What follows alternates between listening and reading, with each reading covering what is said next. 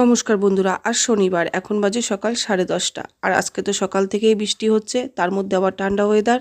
তো মনটা আজকে খুব খিচুড়ি খিচুড়ি করছিল, ভাবতে ভাবতে তো খিচুড়ি বসিয়ে দিলাম গোবিন্দভোগ চাল আর মুগ ডাল দিয়ে। আর খিচুড়ির মধ্যে দিয়েছি আলু, ফুলকপি আর একটু মূলো। তো ছেলে 9:30 থেকে পড়া ছিল, ছেলে গেছে পড়তে, আর মেয়ে ছিল 7টা থেকে পড়া, তো মেয়েও গেছে পড়তে। আর এই ফাঁকে আমি ঠিক রান্নাটা করে নিলাম। আর আজকে সকালে টিফিন বলতে চা আর পাউরুটি, আর বেশি কিছু করিনি, কারণ আজকে একটু ঘুম থেকে উঠতে আমার দেরি হয়ে গেছিলো।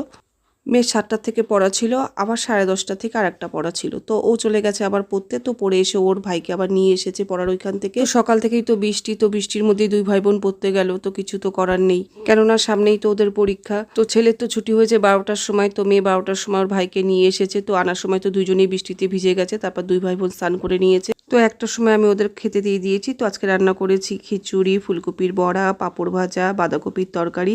আর যেহেতু পায়েস করতে পারিনি, তার জন্য